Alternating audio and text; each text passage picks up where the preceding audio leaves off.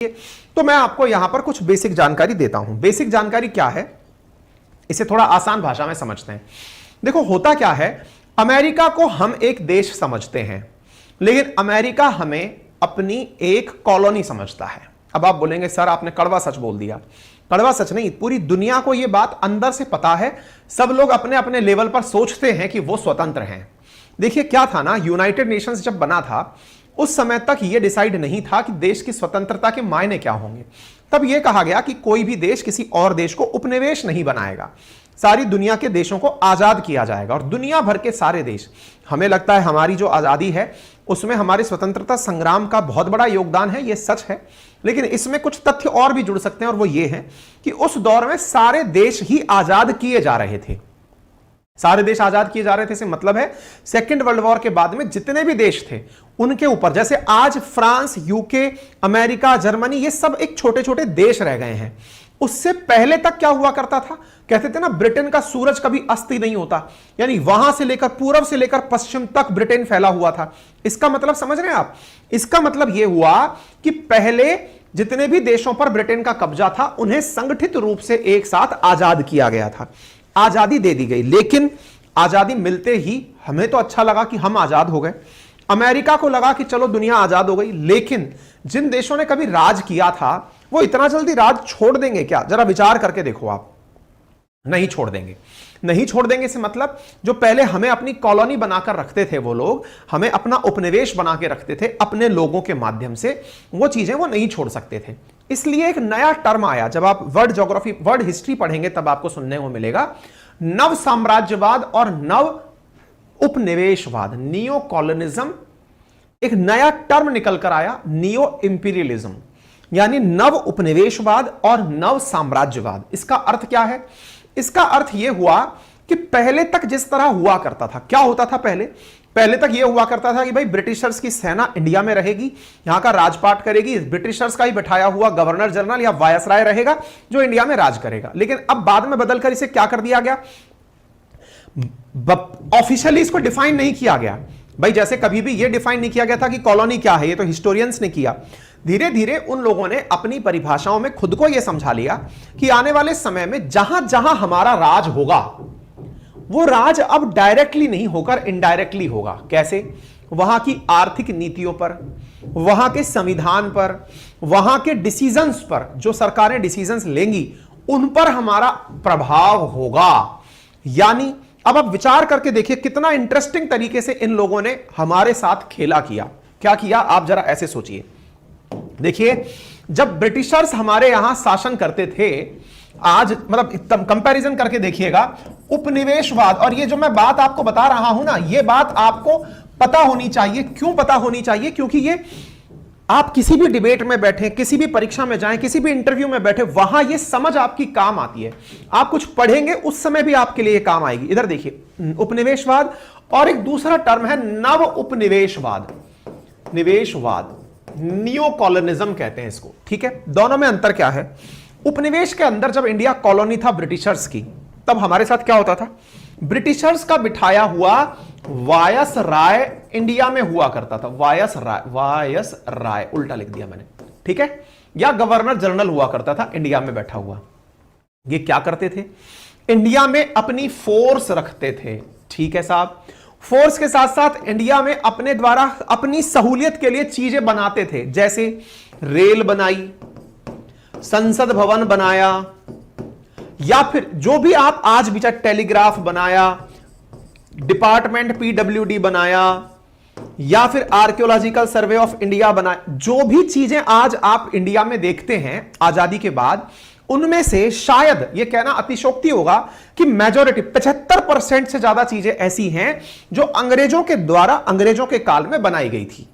आप उठाकर चाहे कोई बिल्डिंग देख लीजिए, चाहे प्रशासन की व्यवस्था देख लीजिए, इवन हमारा कॉन्स्टिट्यूशन भी अगर आप देखेंगे तो यह कॉन्स्टिट्यूशन भी हमारा 1935 का जो इंडिया मतलब एक्ट आया था अंग्रेजों द्वारा भारत के लिए, उसका बहुत बड़ा हिस्सा हमने एज इट इज कॉपी कर लिया। तो अब उनको क्या होता था, और हम लोगों ने क्या पढ़ा है आज तक? हमने पढ़ा यह है कि अंग्रेज भारत में आए थे राज करने के लिए, हमारा पैसा लूटा, हम पर अत्याचार किया और कर करके अपने साथ पैसे लेकर चले गए। हमारे साथ में हमको जो सबसे बड़ी चीज दिमाग में बैठी या बिठाई गई वो क्या थी कि हमारे साथ में शोषण हुआ। और शोषण कैसे हुआ? शोषण करने के लिए उन लोगों ने हमारे ऊपर जमींदारी प्रथा लागू करी, हमारे ऊपर टैक्सेशंस लगाए, हमसे पैसा वसूलते और पैसा वसूल करके वापस अपने घर लेकर चले जाते। एक बहुत अच्छी थ्योरी बनकर आई जिसे कि ड्रेन ऑफ वेल्थ थ्योरी कहा गया, कि हमारा जो धन है उसे हमसे छीनकर दूसरी जगह ले जाया जा रहा है। आ गई इतनी बात समझ में? इतना सब कुछ याद रह जाएगा आप लोगों के? अच्छा, लेकिन अंग्रेजों का अपना दर्द था। अंग्रेज क्या कहते थे और आज भी कहते हैं जब डिबेट होती है तो, और उनका कहने का अर्थ यह होता है कि क्या हमारे आने के बाद टैक्सेशन आपके देश में से हट गया? क्या हमारे आने के बाद में जो आपके देश का भ्रष्टाचार था वो खत्म हो गया? हमारे आने के बाद में आपने कितना नया सिस्टम अपने यहां बना लिया?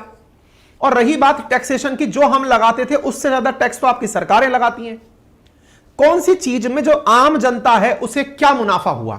लेकिन अगर आप हमसे पूछो हमारा घाटा क्या हुआ, तो हमें तुम्हारे देश में इतना सब कुछ बनाना पड़ा तुम्हारे देश को गवर्न करने के लिए, क्योंकि उनकी नजर में जब वो लोग आए थे, और ये सच भी है, जब वो आए थे तब मुगल्स का शासन हुआ करता था।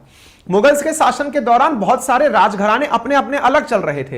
राजघराने राजस्थान के अलग चल रहे थे, उन्होंने तो भारत को यूनाइट करके आपको सौंपा। वो अपने पक्ष में इस तरह की बातें बोलते हैं। ये एक लंबा विषय है जिसमें अंग्रेजों का कहना है कि तुम्हारे यहां राज करने की कीमत चुकाई है हमने। जो तुम्हारे यहां बड़े बड़े रोड, सड़कें या फिर बिल्डिंग्स बनी देख रहे हो, रेल बना देख रहे हो, सिस्टम बने देख रहे हो, ये बंदरगाह बने देख रहे हो, व्यापार के मार्ग बने देख रहे हो, इवन तुम्हारी फोर्सेस बनी हुई देख रहे हो, फोर्सेस में बनी हुई रेजिमेंट देख रहे हो, वो सब हमारी दी हुई है। चलो ये बात उनकी हो गई, लेकिन उन्हें एक बात समझ में आई कि इसमें उनको खर्चा बहुत करना पड़ता है। खर्चा बहुत करना पड़ता है से मतलब क्या हुआ? उन्हें इस देश में बहुत सारा इंफ्रास्ट्रक्चर पे इन्वेस्टमेंट करना होता है। जब सेकेंड वर्ल्ड वॉर हुआ तो अमेरिका ने सेकेंड वर्ल्ड वॉर में, ये थोड़ा सा कंसेप्ट थोड़ा लंबा हो रहा है लेकिन समझ लेना, इससे बहुत बड़ी समझ विकसित होगी, फिर हम आगे बढ़ेंगे फटाफट। अमेरिका ने सेकेंड वर्ल्ड वॉर के दौरान, अमेरिका पैसे वाला देश कैसे बना? सेकेंड वर्ल्ड वॉर में जब ये लोग लड़ रहे थे ना, तो इनके पास पैसे की कमी हो गई। अमेरिका ने इन्हें लोन दिए, लोन के साथ साथ इन्हें वेपन्स दिए लड़ने के लिए, जैसे वो आज भी काम करता है वही सब काम उसने तब भी किए। उससे ये लोग उसके ऋणी हो गए। अमेरिका ने कहा कि देखो मैंने तुम्हें जो पैसा दिया है ना, अब ये पैसा तुमसे मैं वापस भी लूंगा, लेकिन अब तरीका तुम्हें मेरे अकॉर्डिंग करना पड़ेगा। बोले क्या करना पड़ेगा? बोले तुम लोगों को ना, ये जो तुम फर्जी काम करते थे, उस देश में जा रहे हो, बिल्डिंग्स बना रहे हो, सेनाएं बना रहे हो, फलाना कर, बोले इसमें इतना पैसा खर्च क्यों करना? उनको उन्हीं के हाल पर छोड़ो, पहले उन्हें बड़ा मत बनाओ। तो बोले फिर? बोले उनको वैसा छोड़ करके रिवर्स काम करो, अपनी कंपनीज को वहां भेजो। बोले कंपनीज को भेजो? बोले उसकी चिंता छोड़ो, ये गरीब देश है, गरीबी से निपटने के लिए इन्हें हमारे साथ जुड़ना ही पड़ेगा, जुड़ना पड़ेगा। इनके यहां कंपनीज अपनी भेजो, खुद क्यों जाते हो खामखा? तो बोले क्या करें? बोले बड़ी बड़ी कंपनी भेजो। जैसे आपको मालूम होगा, भारत आजादी के तुरंत बाद किसी कंपनी को नहीं आने दिया था। 1947 के बाद तो हम एकदम क्लोज इकोनॉमी बन गए थे, नॉर्थ कोरिया टाइप से। हमने कहा ना बाबा ना, ईस्ट इंडिया कंपनी आई थी जो हमको लूट कर ले गए, लेकिन हमारी स्थिति खराब होने लग गई। हमारी अर्थव्यवस्था में जब तक विदेशी धन नहीं आएगा, हमारी धन की वृद्धि कैसे होगी? हम तो वहीं ठप होने लगे। फिर धीरे धीरे हमें अपने यहां पर लाइसेंस राज लगा के इस धंधा को थोड़ा बड़ा करना पड़ा, बाहरी साधनों को आने पड़ा। 1991 में जाकर के हम लोगों ने परिपाटी अपनाई कि अरे भाई कोई बात नहीं, हम लिबरलाइजेशन, प्राइवेटाइजेशन, ग्लोबलाइजेशन अपनाते हैं। ये है क्या?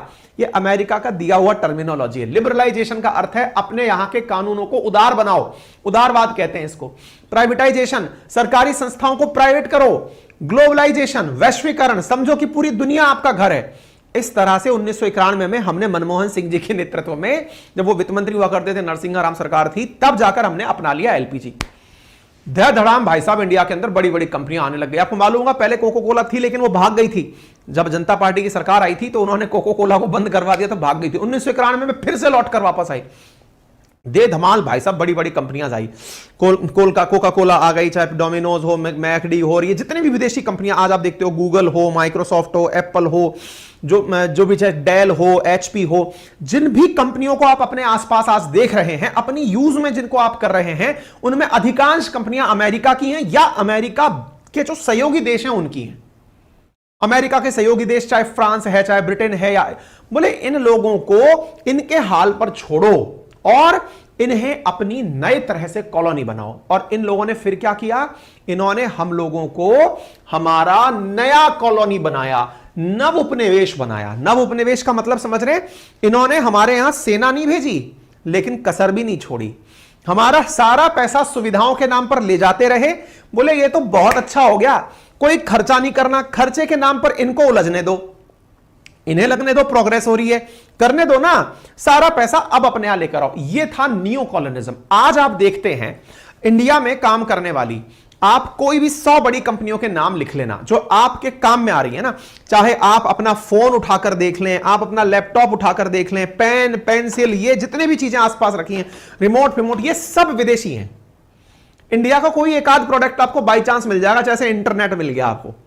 इंडिया के प्रोडक्ट्स में जो भी सर्विसेज, खुद का ही मोबाइल देख लो, खुद के आसपास नजर डाल लो, ये पंखे, लाइट, ट्यूबलाइट जो भी आपके जल रही है, सब अधिकांश चीजें इनमें 90%, इवन सुबह पेस्ट करने, दंत मंजन से करने से लेकर के आप सोएंगे तब तक जलने वाले ऑल आउट तक, आप नोटिस करेंगे कि अधिकांश प्रोडक्ट विदेशी हैं। इसका मतलब सेवाएं उपयोग में लो, पैसा सीधा हमें दो।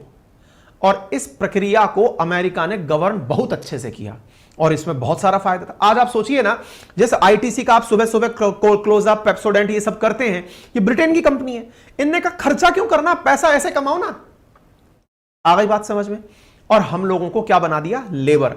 आज जब मैं विदेश यात्रा पर जब जाके आया, मेरा जो सबसे बड़ा माथा घूमा, मुझे आना था जिस दिन, उसको टिकट को कैंसिल करा के एक दिन पहले लौट कर आया। क्यों, दिमाग भन्ना गया भाई, हम लोग वहां पर नौकरी हैं। हम जितने भी लोग इंडिया से बाहर जा रहे हैं, कोई एंटरप्रेन्योर बनने नहीं जा रहा वहां पे। कहने में बहुत बुरा लगता है, लेकिन सुंदर पिचाई भी गूगल में जाके नौकरी बने हुए हैं। गूगल नहीं बनाया उन्होंने, कोई भी, चाहे सत्या नडेला उठा लो, चाहे सुंदर पिचाई उठा लो, सुनकर अच्छा लगता है, अरे भाई साहब गूगल का सबसे बड़ा अधिकारी हमारा आदमी है। अरे वो नौकर है वहां जाकर के यार, बड़ा नौकर है बस। जैसे होता है ना कलेक्टर एक बड़ा बाबू होता है, बाबू तो है ही वो, लेकिन वो बड़ा बाबू है। एग्जैक्टली ऐसे वो बड़े नौकर। इंडिया से केवल लेबर फोर्स गई, हमने कोई बड़ी कंपनी बनाई नहीं यार। अगर आप अपना इतिहास उठाकर देखोगे तो आप जिन टाटा, बिरला, अडानी लेकर के आप चल रहे हैं ना, ये 2-4 लोग हैं जिनके नाम आपको याद हैं, लेकिन कर काम बाहर के ही लोग रहे।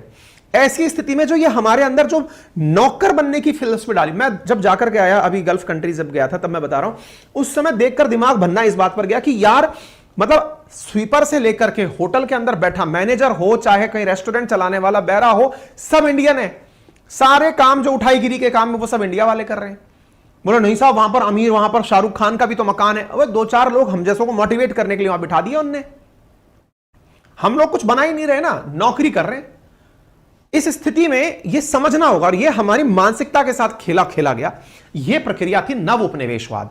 इसलिए अमेरिका पूरी दुनिया में अपने हिसाब से, आप सोचते रहिए कि आप आजाद हैं, अमेरिका सोचता है कि आप उसके ही हिस्से में एक राज्य हैं। इसलिए उसने पूरी दुनिया को ध्यान में रखकर, अपने इंडिया में क्या होता है ना, इंडिया में, और ये जो मैं आपको फिलॉसफी या आइडियोलॉजी समझा रहा हूं, इसको समझने में बहुत दिक्कतें आती हैं लोगों को। दिक्कतें इसलिए आती हैं क्योंकि उनकी एकदम अंदर से ईगो हिल जाता है, और हम तो आजाद हैं, हम तो हिंदुस्तानी, हम तो ये हैं। हमारे ऊपर सबने अपना अपना काम किया हुआ है, हमको बस एहसास नहीं है, बस हम उस भ्रम में जी रहे हैं। जैसे हम भ्रम में जीते हैं कि सूरज धरती के चारों तरफ चक्कर काटता है, जबकि ये भ्रम है, असल में धरती सूरज के चारों तरफ चक्कर काट रही है ना। एग्जैक्टली वैसे हमें लगता है कि हम आजाद हैं, हम लोगों को अभी भी इन्होंने अपनी कॉलोनी बनाया हुआ है। इसका सीधा सा उदाहरण ऐसे देखो, अपने देश में आप देखते हैं आर्मी, नेवी, एयरफोर्स, इन सबको लेकर कमांड्स बनी हुई है ना। अमेरिका ने पूरी दुनिया के अंदर अपनी कमांड्स बनाई हुई हैं। एशिया पैसिफिक कमांड उसकी अलग है। एशिया पैसिफिक कमांड में अमेरिका की सेना अलग से नियुक्त है। बोले देश में मत रहो, समुद्र में रह लो। एग्जैक्टली ऐसे ही उन्होंने पूरी दुनिया को अपनी अपनी कॉलोनीज में बांटा हुआ है। अब जैसे इंडिया अपने यहां पर संविधान के माध्यम से बात करता है कि हमारे यहां पर फ्रीडम होगा, रिलीजियस फ्रीडम होगा, अमेरिका ऐसे चर्चा नहीं करता है। अमेरिका कहता है पूरी दुनिया को बताओ कितने देश हैं, बोले 193, बोले ठीक है चलो बताओ किसमें क्या चल रहा है, हाल बताओ। उसने अपने यहां पर कमेटी बना रखी है। आपको लगता है कि आप अपने आप में आजाद हैं, उसने आपका पहले से ठीकरा ले रखा है, वो अपने ऊपर कैलकुलेशन लगाता है। हाँ भाई इंडिया का क्या हाल है सर, वहां पे सर मामला थोड़ा ठीक नहीं है। आप कहेंगे हमने थोड़ी बताया, कोई बात नहीं, नहीं बताया तो क्या, उनकी अपनी कमेटी है, वो प्रॉपर आपका एनालिसिस करती है, अपनी एनालिसिस करके फिर अमेरिका को बताती है।